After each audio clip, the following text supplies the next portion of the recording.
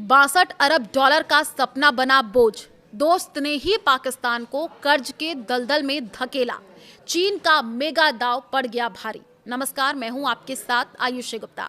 एक रिपोर्ट में यह कहा गया कि चीन पाकिस्तान आर्थिक गलियारा सीपीसी, जिसे करीब एक दशक तक पाकिस्तान की अर्थव्यवस्था के लिए गेम चेंजर के रूप में प्रचारित किया जा रहा था, अब एक ऐसी परियोजना बनकर के रह गया जिसमें अधूरा बुनियादी ढांचा, बढ़ता कर्ज, रुके हुए औद्योगिक क्षेत्र और दोनों देशों के बीच बढ़ती निराशा दिखाई दे रही है।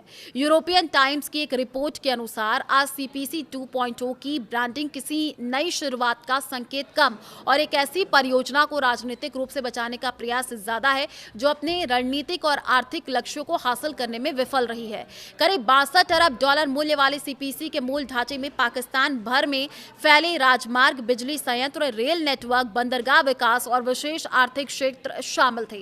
चीन की बेल्ट एंड रोड पहल की इस प्रमुख परियोजना का उद्देश्य औद्योगिक बदलाव, क्षेत्रीय संपर्क, ऊर्जा सुरक्षा और ग्वादर को एक बड़े व्यापारी केंद्र के रूप में विकसित करना था जो पश्चिमी चीन को अरब सागर से जोड़ सके। हालांकि रिपोर्ट के अनुसार शुरुआत से ही इस मॉडल में खामियां थी, क्योंकि इसमें दीर्घकालिक आर्थिक स्थिरता की बजाय दिखने वाली बुनियादी ढांचे को प्राथमिकता दी गई। रिपोर्ट में यह भी कहा गया कि पाकिस्तान ने बड़े पैमाने पर चीनी वित्त पोषण और निर्माण क्षमता तो हासिल कर ली, लेकिन वो ऐसा औद्योगिक ढांचा तैयार नहीं कर पाया जो लंबे समय तक आर्थिक लाभ दे सके। केवल सड़कें और बंदरगाह विकास नहीं ला सकते जब तक वे उत्पादक उद्योगों, स्थित निर्यात और प्रभावी प्रशासनिक व्यवस्था से नहीं जुड़े।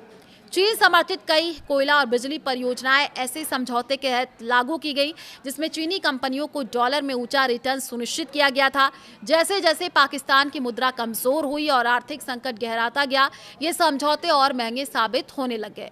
रिपोर्ट के अनुसार वर्ष 2025 तक पाकिस्तान के सर्कुलर डेट संकट के कारण चीनी बिजली उत्पादक कंपनियों का अरबों डॉलर का भुगतान बकाया रह गया। केवल चीनी स्वतंत्र बिजली उत्पादकों का बकाया ही $7 अरब से अधिक पहुंच गया था।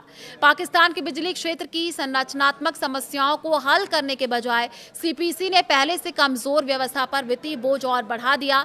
रिपोर्ट में कहा गया कि पाकिस्तान का भुगतान संतुलन संकट, अंतर्राष्ट्रीय मुद्रा कोष के साथ बार बार बातचीत और विदेशी मुद्रा की कमी ने यह उजागर कर दिया कि ये गलियारा मॉडल वास्तव में कितना कमजोर था। रिपोर्ट के मुताबिक चीनी ऋण और निवेश से बुनियादी ढांचा तो बना, लेकिन उससे इतना निर्यात नहीं बढ़ सका कि कर्ज चुकाने की क्षमता विकसित हो सके। निर्माण और आर्थिक उत्पादकता के बीच यही अंतर सीपीसी की सबसे बड़ी समस्या बन गया।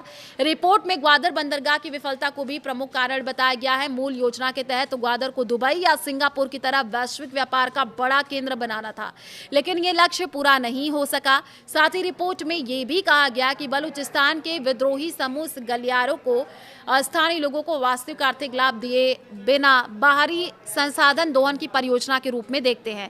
यही कारण है कि क्षेत्र में विरोध और सुरक्षा चुनौतियां लगातार बढ़ती जा रही हैं। सीपीसी के आसपास की सुरक्षा स्थिति में तेजी से गिरावट आई है।